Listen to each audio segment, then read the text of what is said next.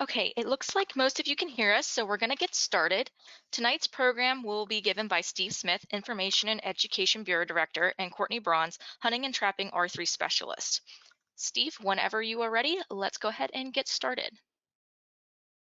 Good evening and welcome to tonight's seminar. This is part 2 of our Learn to Hunt Archery program. The first one took place earlier this month and we covered the basics that you would need to know to get started bow hunting. If you weren't able to attend that program live, it is recorded and available to view on our Learn to Hunt webpage, and it's also on our YouTube channel. And we'll include a link to that presentation in an email that we'll send out to everyone who registered for tonight's.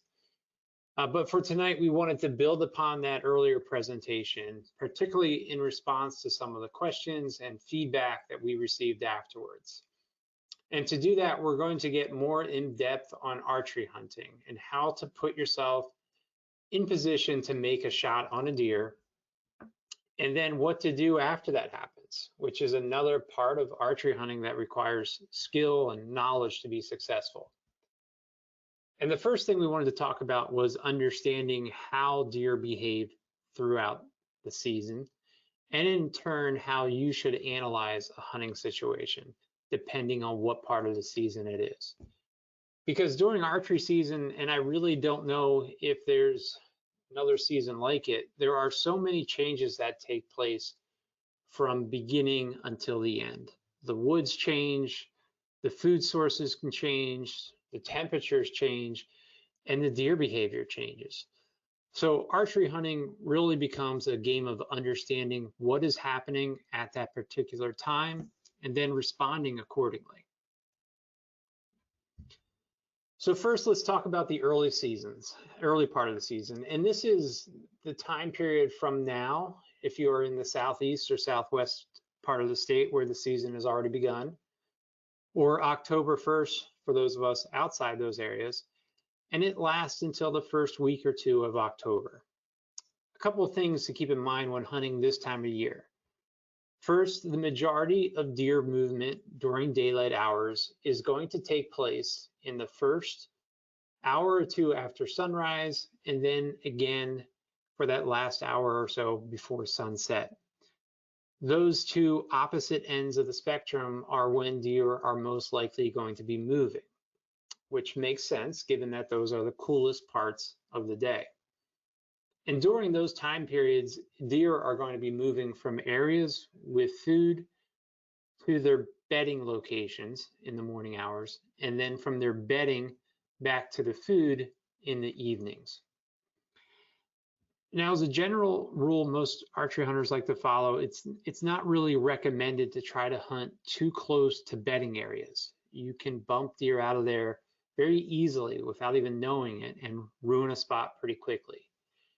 And in addition to that, it's really not necessary at this time of the year because the feeding areas are relatively easy to find, and you do better by just focusing on those areas. And there are a variety of places to look for when talking about locating feeding areas for deer. First, if you live in a part of the state that has agriculture, look for those agricultural areas. Places like cornfields and soybean fields can be almost magnets for deer, particularly early on when they still have a good bit of green to them. And you'll also want to hunt locations where there's fruit trees. An old orchard can be a great place to find deer feeding. And finally, mast crops. In particular, beech nuts, acorns are a favorite food source for deer. Deer are going to be frequenting these areas wherever there's food available to them.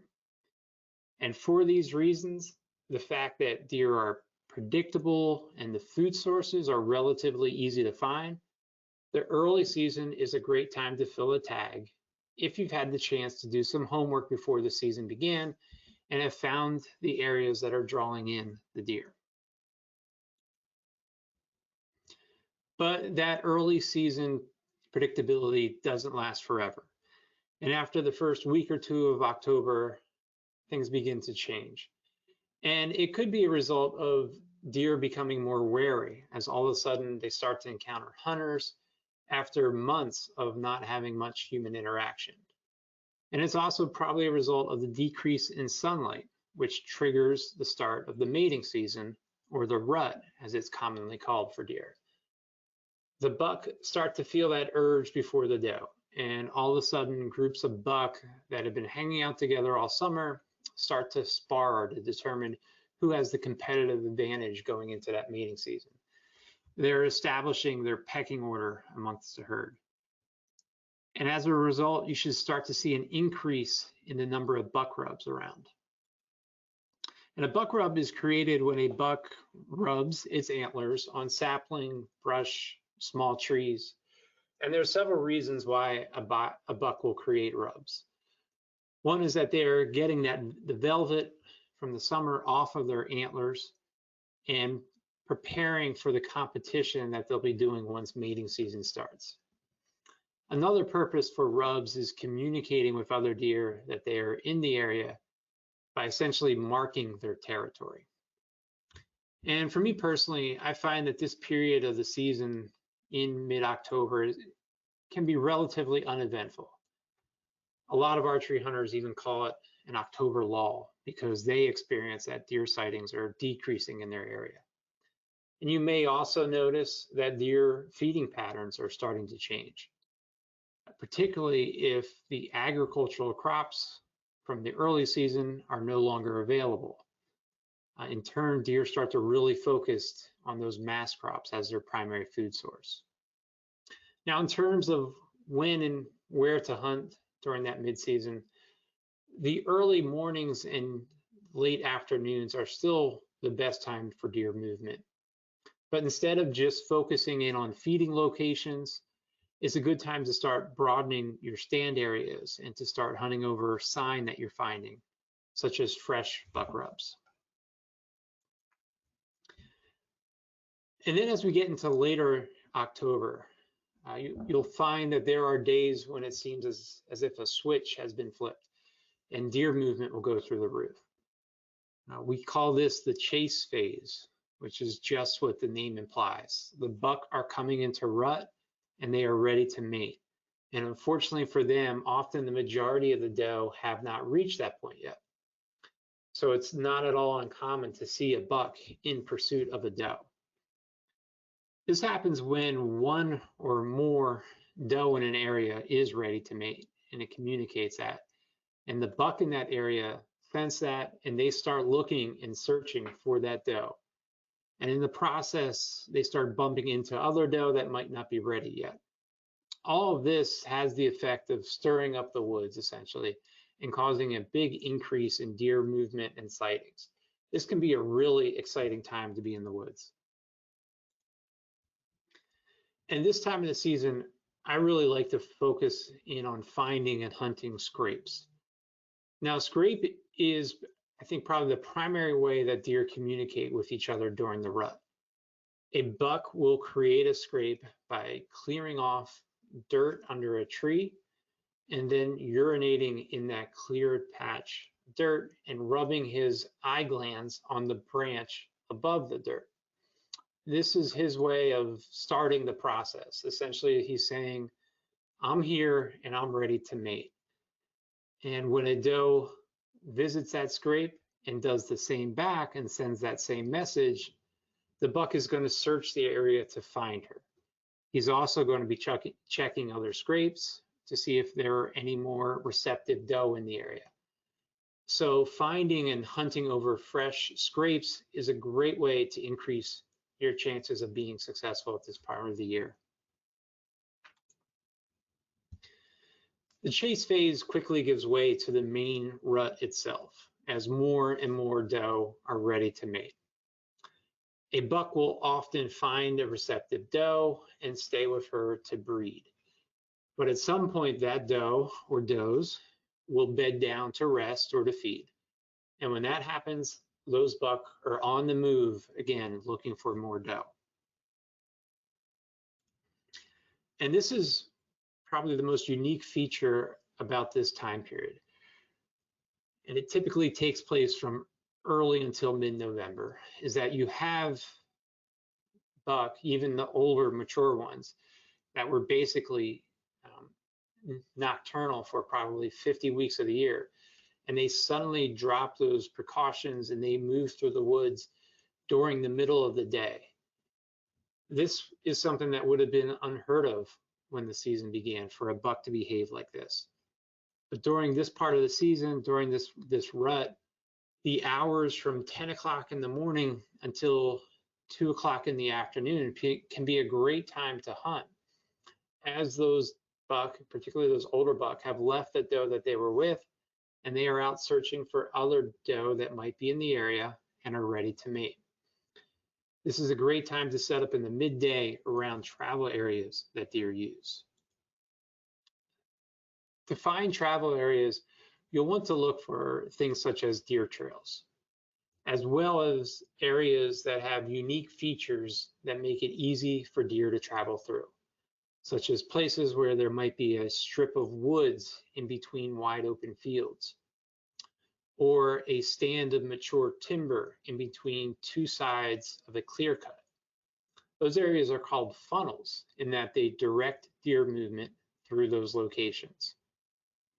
Another place that I like to look for are called saddles, and these are the low areas in between 2 points of a hill or a mountain, as demonstrated on this picture from a topographical map.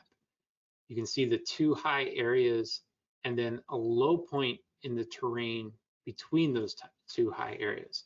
That low point is called a saddle, and it's a great place to catch deer moving during the rut. And if you think about why a buck would travel through this type of place, a saddle, understand that he is basically trying to cover as much ground as he possibly can to find more doe that are ready to breed. So he'll use this feature to his advantage, as it's going to allow him to move quickly from one side of the mountain to the other side. So these type of locations are a great place to set up and catch a buck as he's moving through. This can also be a great time of the year to use calls.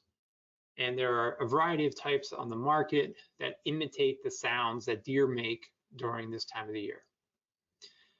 It could be the antlers crashing together or rattling when two buck are fighting over a doe, or a grunt call, which is how buck will communicate and challenge each other.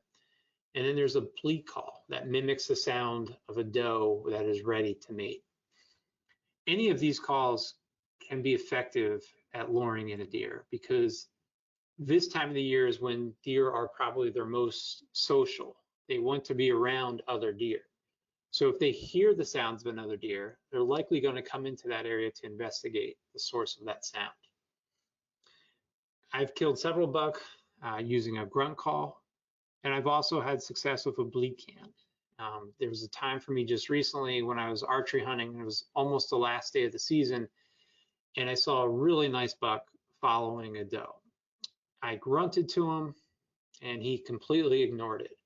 But when I used the sound of the bleat call, that buck himself, he didn't react to it, but the doe that he was following turned on a dime practically and walked right to my stand. And in so doing, she brought that buck right with her. Any of these calls can be a great source to use during the rut phase of the season, particularly if you see a deer that's moving out of range and it's not going to offer you a shot. I really recommend trying a call, and then don't be surprised if it gets that deer's attention and gets that deer to come right into your area. And that is what's going on in the woods when the season closes in most of the state, which is around mid to late November. The rut is underway, and the conditions couldn't be more different than they were when the season began. There is then a break in deer hunting until after Thanksgiving, when the firearm season comes in, which typically goes until mid to early December. But then archery season comes back in, and often an overlooked part of archery hunting is the late season, which starts the day after Christmas and goes until mid-January typically. The late season can be a great way to still fill a tag or put some more meat in your freezer.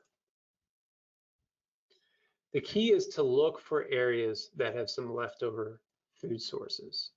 At this time of the year, the deer have really diminished their fat supply as a result of the rut and then the firearms deer season, both of which can stress the deer, cause them to do a lot of movement. And at this point of the time, the deer are heading into winter, and there's really a focus on their part of finding food sources. So if you can find an area that still has some acorns on the ground, for instance, or an agriculture area where there's a late fall planting of crops like winter wheat or clover, chances are, given how much of an emphasis deer are finding food, that there's going to be deer coming into those areas once again. And they're going to be back to doing most of their movements during the early morning and late afternoon time of the day. So those are the periods when you're going to want to be in the woods. And it can be challenging due to the cold. But if you're willing to put in the effort and endure, the late season can be just as productive as the early season due to how predictable deer can be during this time of the year. And I recommend giving it a try if you still need to fill a tag and put some more meat in your freezer at this time. So that concludes this portion of our presentation for tonight on the different phases of the archery season. And I'm going to turn it over to Courtney now to talk about shot placement for bow hunters, what to do after you make a shot on a deer, and how to go about recovering that animal. All right, thank you, Steve. I just want to start out with a recap of best shot placement. And I know Steve went through this in part one a couple weeks ago, but I think it's good to refresh on. And then we're going to move into reading a deer's body language following a shot, how long to wait before pursuing that animal, marking your blood trail, and then just some of the regulations that surround recovering the animal. So the first thing it's really important to know is the deer's vital areas. So this is your heart, lungs, and liver. The heart's the best vital to aim for.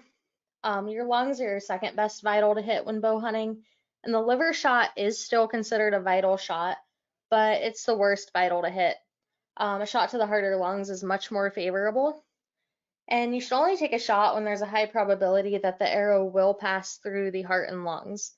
So it's ideal to have that front leg forward so that it keeps the shoulder blade out of the way and really opens up those vitals. So if you have the chance, wait until they have a front leg ahead of them before taking your shot. And I do just want to mention, most people think that the brain is a vital organ, and while it may be vital, it's never good to try for a headshot. A deer's brain is about the size of your fist, and if you miss this area, you stand the chance of injuring the deer with a non-fatal hit. And before taking your shot, you want to visualize the path of the arrow through the deer. So you want to aim at a point that will cause the arrow to pass through the center of the body cavity, and you want to make sure that you're giving yourself enough room for error. So we're going to go through some of the different shot angles. This is broadside. It's your best position to shoot a deer in. So your point of aim is right behind that front leg. Like I said, it's best to take that shot when that front leg is in a forward position. And at this angle, an arrow will likely pass through the center of the deer's chest cavity. It's going to hit the heart, lungs, or both, and it'll also likely pass entirely through the deer.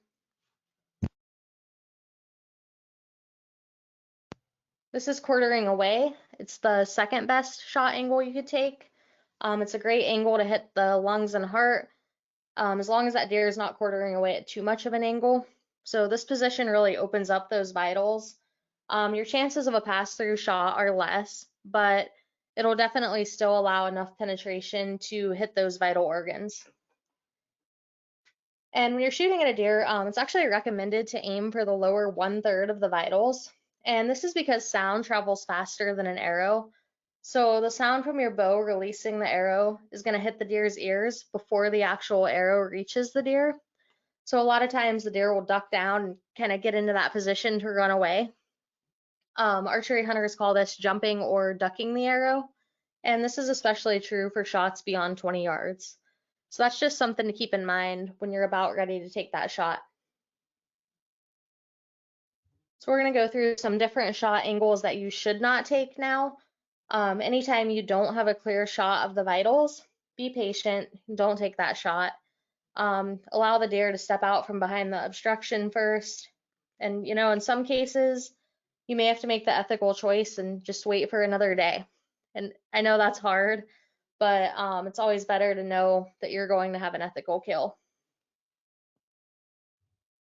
Another shot is you don't want to take is when a deer is quartering towards you. So their front shoulder is exposed. That vital area is partially covered by bone and muscle. So your chances of penetrating that vital area are very small, and you should never attempt to take this shot. This is the straight on angle. You shouldn't attempt to take this shot either. There's a lot of room for error with this shot, and often it leads to a wounded deer that's not recovered. Straight away, this should absolutely never be taken. It allows for no penetration of the vital organs. It's 100% of the time going to result in a gut shot, so it's not ethical to take this shot. This is another shot you shouldn't take. The deer is on the horizon. He's also quartering towards you a little bit. But anytime you don't know what's beyond your target, you don't want to take that shot. You don't know if someone could be back there, if another animal could be back there. Wait until you have a solid backstop behind your target. So distance is also a big factor in archery hunting. And the maximum shot distance may be different for each individual hunter. So it's really important to make sure that you're practicing at different distances, and you want to identify the max range that you're comfortable with and that you can consistently group your arrows.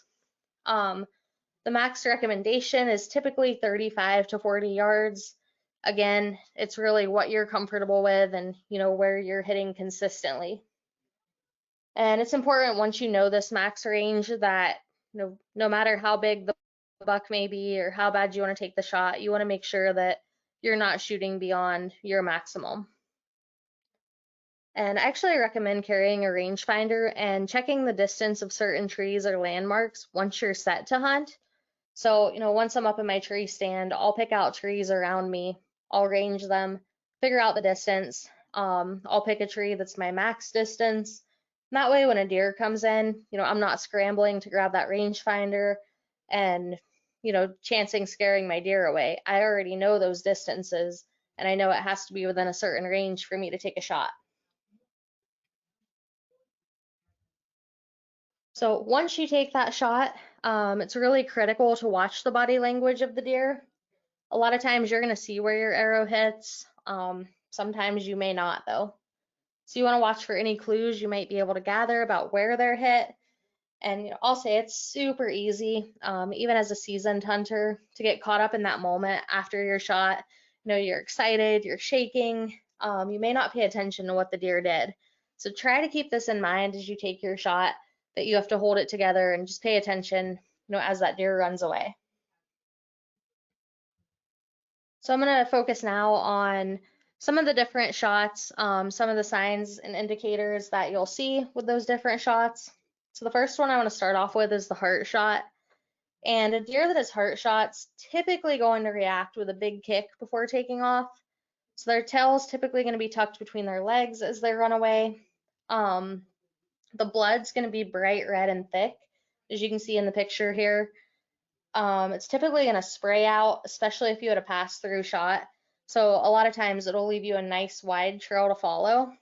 And typically a deer that's shot in the heart's going to expire relatively quickly.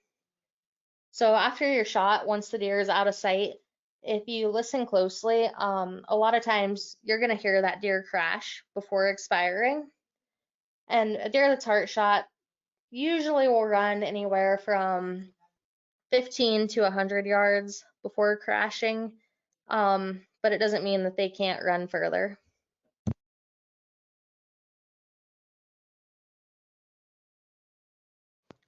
So next one I want to cover is a lung shot. Just like a heart shot deer, they're typically going to have an initial kick, They're going to take off. Their tail's usually going to be tucked between their legs, and they're not going to really follow a particular path as they run off. You're still going to have that bright red blood, but a lot of times it's going to have like frothy looking air bubbles in it from the lungs. So a double lung shot deer is usually going to run about 20 to 100 yards before stopping, falling over, and expiring. If the deer is only hit in one lung, it's going to travel a much further distance. So again, you just want to try and listen after the shot, see if you can pick up any signs of, where it went or where it may have fell down.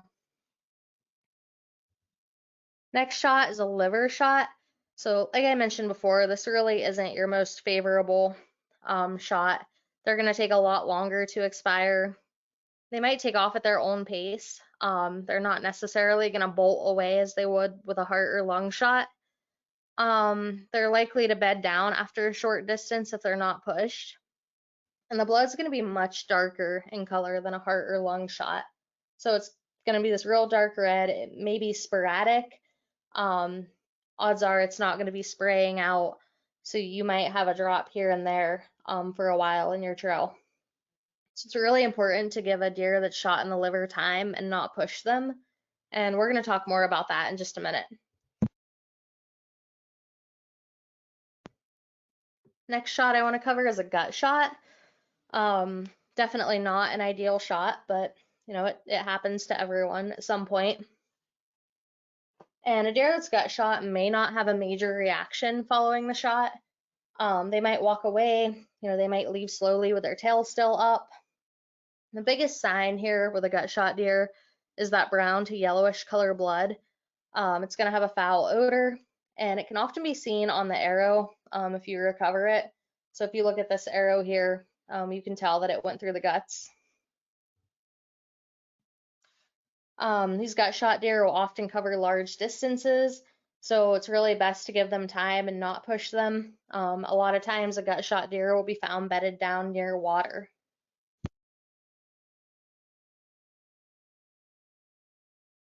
And then you have your clean miss. So sometimes when you shoot, if you miss, that deer is going to be spooked by the sound of the string releasing your bow. It's going to take off. If they run away with their tail up and flagging, it's usually a good sign you missed.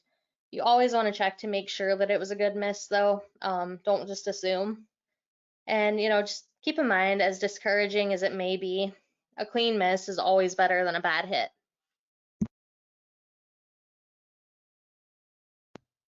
So next I want to talk a little bit about knowing how long to wait after a shot. So this is very important. This could be the difference between recovering your deer or not finding it. So super important to pay attention to the deer's body language. That's going to be a good indicator of where you hit it. So with a heart or lung shot, like mentioned before, you're often going to hear that deer crash. And an hour is typically enough time to wait before pursuing the deer. A deer that's liver shot should not be pursued for at least 6 to 9 hours. Liver shot deer will not expire immediately. It's super easy to bump them if you pursue them too soon.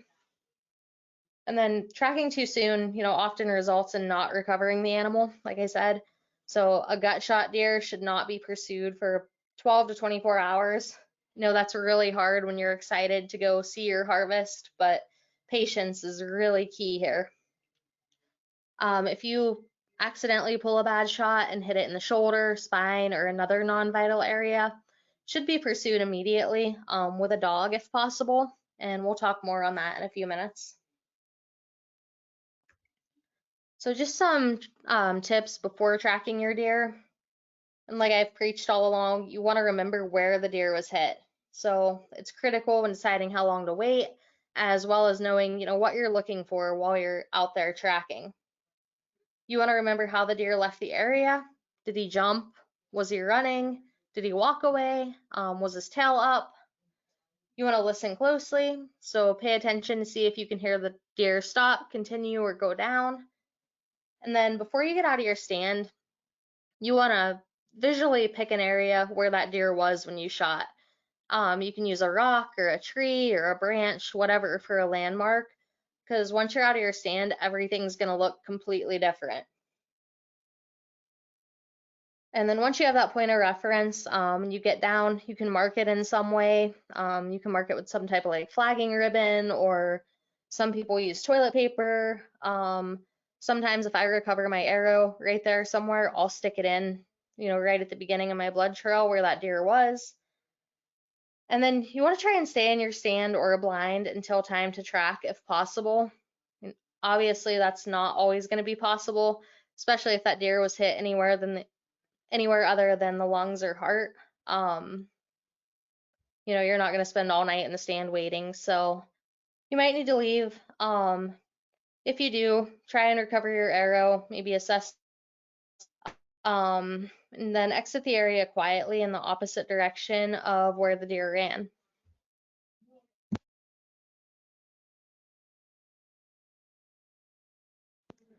So just some info on a blood trailing kit, things that you need to have. These are just the minimum items that you'll need. There's a lot more advanced items on the market you can purchase. There's blood lights, there's thermal imaging systems. They even make blood illumination spray, but these are the basic things you'll need. So you'll have a flashlight and backup batteries, a sharp knife for field dressing that deer once you find it, zip ties for attaching your ear tag, and then something to mark your blood trail along the way. Personally, I use pink flagging ribbon. Other people use toilet paper. There's a lot of different things you can use. It's really up to you. You just want something that's visible that you'll be able to see. And if you do use something that's not biodegradable, just make sure you're going back and taking it down following your hunt. You'll want a rag or paper towels to clean your hands. And then it's recommended that you wear rubber gloves while field dressing the deer. So it's always a good idea to have a pair of those, in your hunting pack.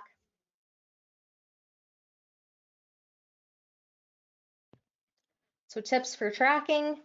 You want to limit the number of people you have in the woods. So it's great to take someone with you to help you look for blood. But if you get too many people out there, it's really easy to have people, walking around, disturbing the leaves, and it could allow for you to potentially lose that blood trail in the process. And then excess noise may also bump the animal if it's not yet expired. So you want to mark your trail, as I mentioned in the previous slide. There's a lot of different ways you can mark the trail, and just make sure that you have a way to find it should you lose it. You want to walk with caution. So it's super easy to get ahead of yourself. You're excited, you're ready to find your animal. But you just want to make sure that you're walking slowly and not overturning leaves that could have blood or other details that you're looking for on them. So just take your time and look thoroughly every couple of steps. And you want to look for other clues.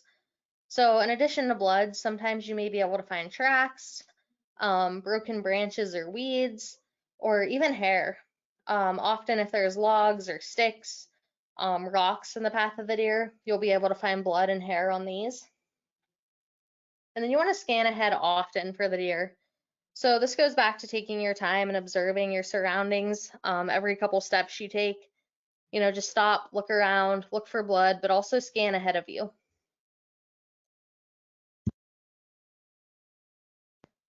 You can also look for blood 2 to 3 feet high on vegetation, so it's not always going to be on the ground. Oftentimes, especially with those heart and lung shots, that blood's going to spray out onto weeds and grass. Then I think last, this is a big one, when in doubt, back out.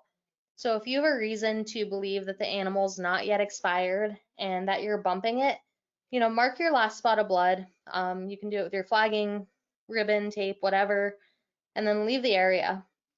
And it's also great if you're going to leave the blood trail for any amount of time to mark the location in a GPS on your phone in addition to marking it physically.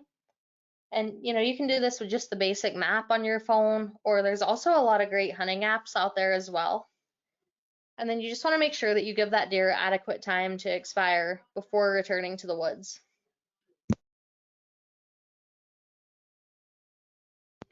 So what if you lose your blood trail?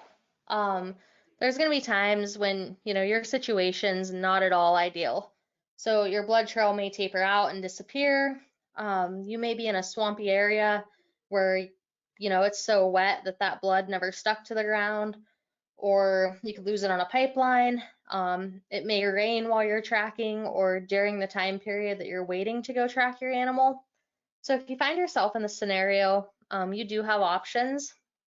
The first option is a grid search. So the biggest thing to remember here is the importance of not rushing it. You want to take your time, come up with a plan of attack. The topography of the land is probably one of the most important things you need to know. So, pull up a map, look at those low points, look for water. So often that deer will continue on the path of least resistance, and they're often going to travel downhill towards thick areas or water. And if you can, call in friends for help. So at this point, more eyes are better when working in a grid. It's always good to have a plan, lay out that search area, and then go ahead and contact any neighboring landowners for permission should you need to access their property. So it's a lot easier to do that ahead of time than be on the blood trail or, be looking and realize the deer went there. Then you have to leave the area, go contact them and come back. So try to do that ahead of time.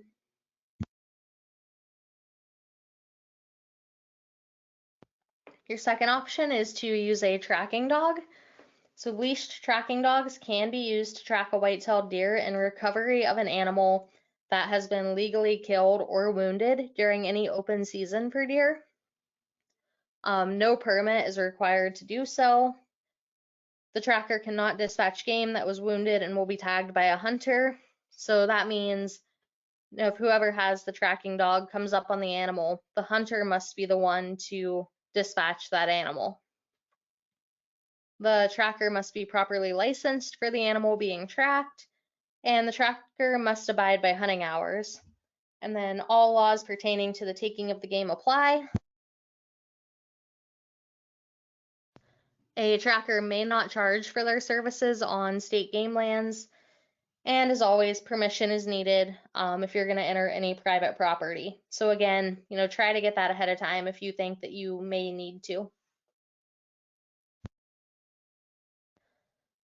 So just some regulations now. This is the Hunting and Trapping Digest. So you're going to receive a copy of this when you purchase your hunting license. It's also available online, and it's really important to read this thoroughly before hunting any species. It's important to note that regulations may vary in different parts of the state. And I just want to hit on a couple of the regulations surrounding tracking wounded wildlife.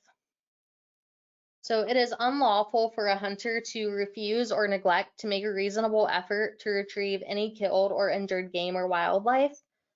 So that just means that if you shoot a deer and wound it, you need to give a reasonable effort to go out and find it. Hunters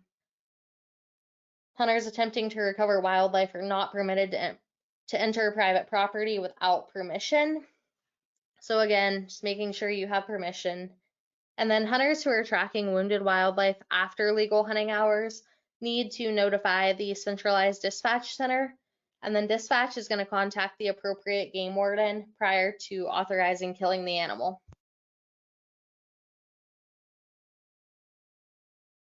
I also want to mention, so if you come upon your animal and it's not deceased, you must shoot it again with your bow to dispatch it. So you can't shoot it with a firearm. The regulations on page 25 of the 2022-23 Hunting and Trapping Digest state that persons hunting in the archery seasons may not possess a firearm, except those individuals who have a license to carry firearms permit, and then only those firearms authorized by the permit. So just something to keep in mind. If you need to shoot it again, it must be done with the bow.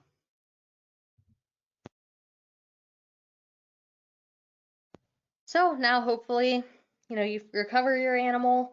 So now you need to field dress it. So first thing you need to do when you recover is to tag the animal. So you can detach the harvest tag from your license, fill it out with a ballpoint pen, and then securely attach it to the deer's ear. That's where those zip ties I mentioned earlier come in handy. And then the new green harvest tags have boxes with months and date numbers on the back of them. So you must cut them with the correct month and day of harvest. This is something that's relatively new, so just make sure that you're not missing that step. So tag needs to be attached before the carcass is moved, and then you're set to field dress. So I've attached a link to huntered.com. They have a great step-by-step diagram for field dressing an animal, and those are courtesy of Penn State University College of Agricultural Science. So a lot of great tips there. It's not the end-all be-all. There's a lot of different ways that people field dress, but this is a really good starting point for beginners. And then once you have that deer field dressed, this was a question that came up in part 1, was recovery of an animal, getting it out of the woods, and what the best ways to do that are. So using the buddy system is always a great plan. It's good to let someone know ahead of time where you're going and that there's a possibility you may need help. So that way you have a plan ahead of time. Drag ropes are also helpful, and that's just a piece of rope that goes around the deer's neck. They have a handle that makes it easier to drag the deer out. There's a lot of different variations of those, a lot of different things on the market. You can also use carts or sleds. So they actually make sleds specifically for hauling game out of the woods. And I have a small utility wagon, fits in the bed of my truck. I use it if I need to. And once you have the animal recovered, just keep in mind that it needs to be reported to the Game Commission within 10 days. You can do this by sending in a postage paid report that is found in the Hunting and Trapping Digest, or you can make the report online or over the phone. And for more information on how to do that, you can see page 22 of the digest. So with that, if you have any questions that don't come up or get addressed tonight, feel free to reach out to us at mentoredhunting@pa.gov, or you can check out our Learn to Hunt page on the PGC website. Okay, great job, Courtney. At this point in time, we're going to start taking questions. So if you have any questions, go ahead and type it in that questions tab.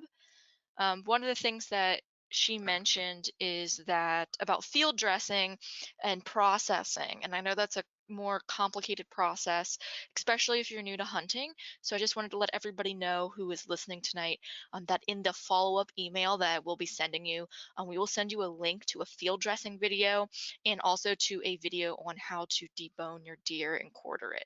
Okay, so you will be getting some resources on that to help you out. Okay, if you have questions, go ahead and start sending them in.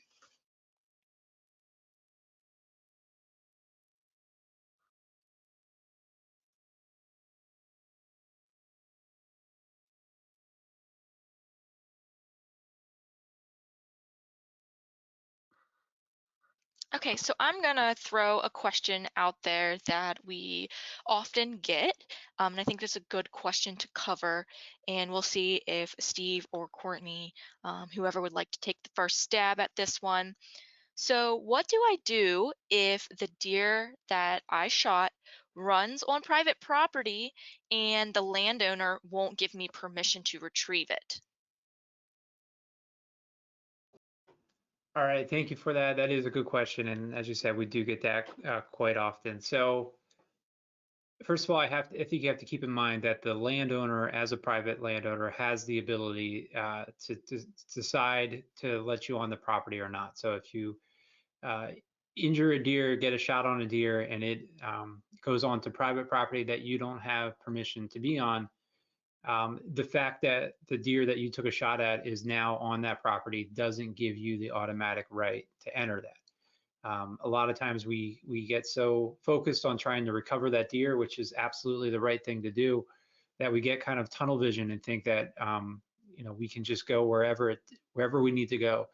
And while that's a great mindset, we still have to remember the legal requirement as far as a private property owner has the ability to keep people off of his land. So while we definitely recommend and encourage everybody to make every effort possible if you're in a situation like that, where an individual has posted signs up or you've already contacted the individual and they've made it clear that they don't want you on your land, really the best thing that you can do at that point is contact your local state game warden. You've done everything that you can do up until this point. Don't try to supersede the law just to recover an animal and think that you have the ability to do so. Contact the warden, and if you have the ability to, put the warden directly in contact with that landowner, or give him some way of reaching out to him, or that warden will do so itself. The warden will make an effort to find the individual. But let the warden take it from there. As you would expect, a landowner is going to be much more likely to let a warden, a licensed law enforcement officer, onto his property to recover an animal than he would just a random hunter off the street. So let the warden work with that landowner as far as getting permission and the right time to go about and go ahead and do that. That's the best way for everybody involved to handle a situation like this. Perfect. Thank you, Steve. While we're already kind of on the law enforcement end of questions a little bit, I want to just go ahead and throw that one out there, another one out there. Um, we got a question that if you have a license to carry, which I'm going to assume is concealed carry in the state of Pennsylvania, is it still unlawful to dispatch game with a permitted firearm? So even if you do still have that permit to carry, it is still illegal to dispatch that animal with a gun. If you shot it during the archery season, you have to dispatch it with your bow. Okay, thank you so much for that clarification, Courtney. Another question that we got are, what are some other features to look for when looking for stand spots? Okay, that's great. I'll take a stab at that, and Courtney, please feel free to weigh in as well. Um, for me, as you probably picked up on from my presentation, I'm looking at food. Food's the number one thing that I'm going to keep in mind, just because it's easy to find. If you can find an area, and right now I'll say is for here, those of us in South Central Pennsylvania, is a great time to be in the woods looking for nuts falling, because you can literally hear the acorns dropping from trees.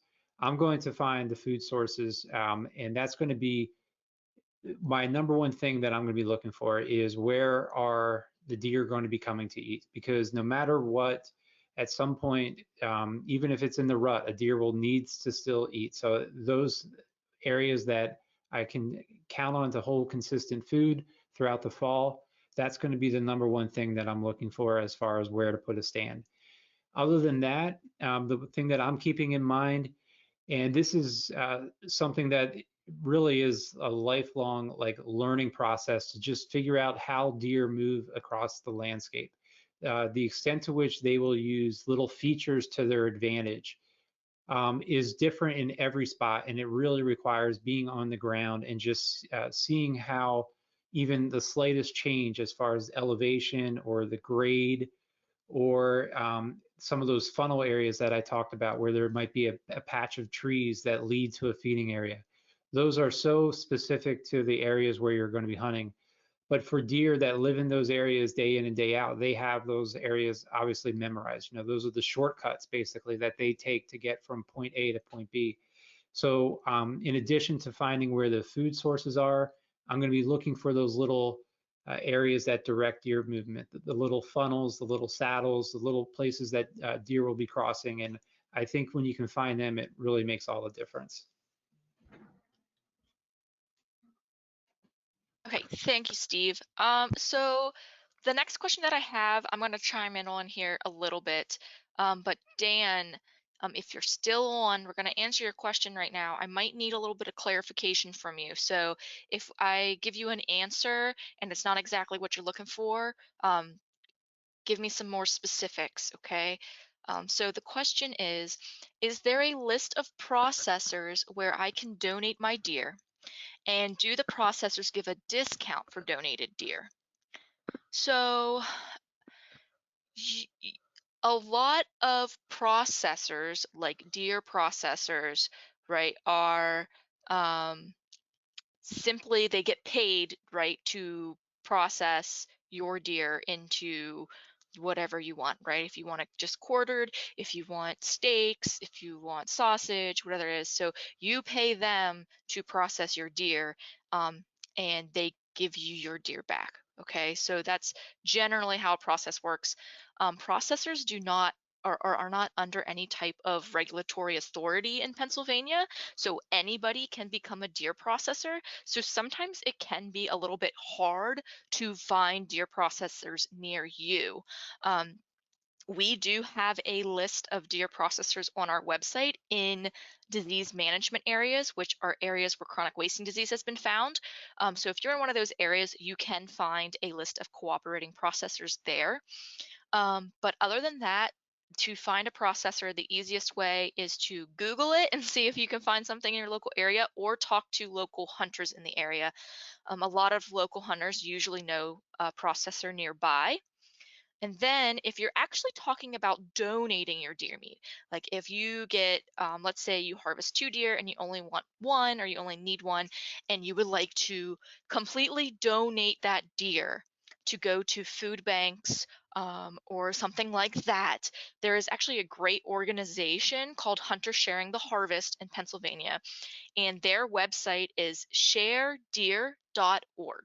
Really easy to remember. Okay. They have a lot of locations where you can take your deer and you can donate it to their organization, and all of the meat that is donated is tested for CWD, and if it comes back negative, it is donated to food banks across the state. um, I mean, one deer alone can provide over 200 meals to food banks.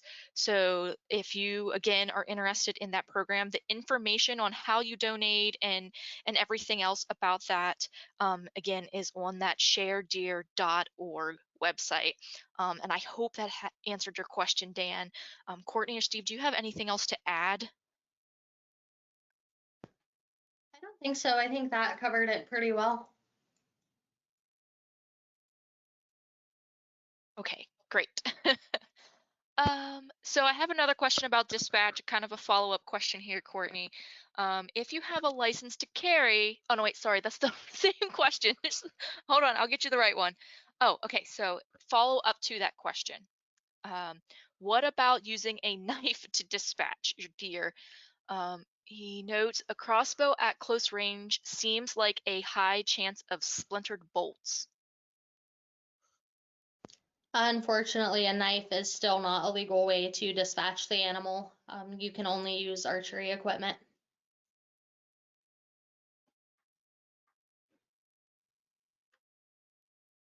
Okay, thank you. Um,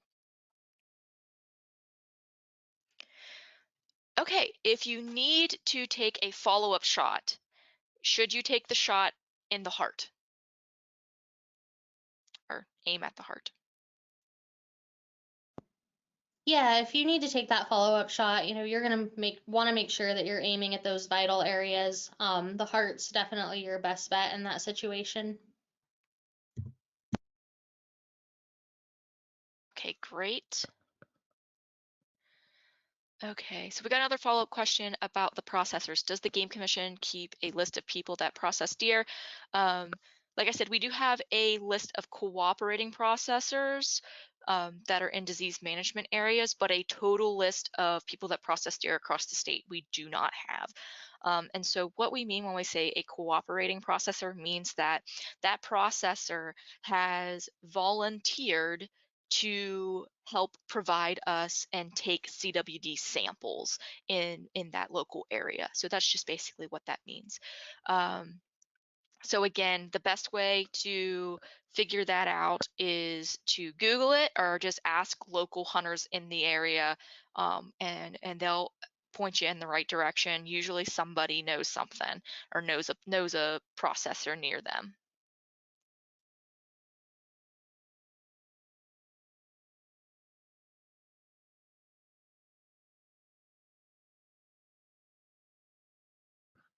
Okay. Do we have any other questions? I don't want to cut this short if anybody has any other questions. Give it a second.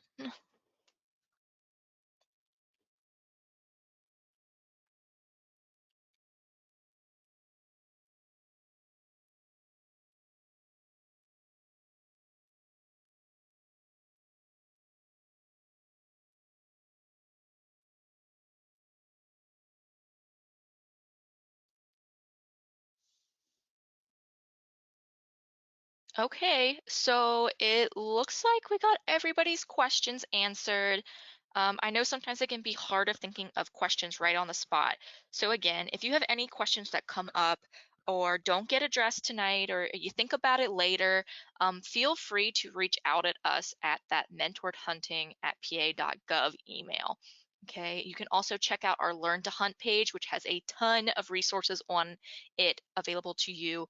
And again, we will be sending you that follow-up email that will have that link to field dressing and also the deboning video for you guys to watch. Okay, so again, if you think of anything, just let us know and we'll get your questions answered. Since we don't seem to have anything else coming in, we're going to be respectful of everyone's time and wrap things up. We will follow up again with answers to any questions that we get and additional resources to get you started hunting. It'll be probably within the next week, okay, that we get that follow-up email to you. I would like to thank Steve and Courtney for sharing their expertise and time with us tonight. We'd also like to thank all of you for joining us, and we hope that you found this program helpful. Please let us know how we did and how we can improve by taking the follow-up survey. And good luck, have fun, and hunt safely this fall.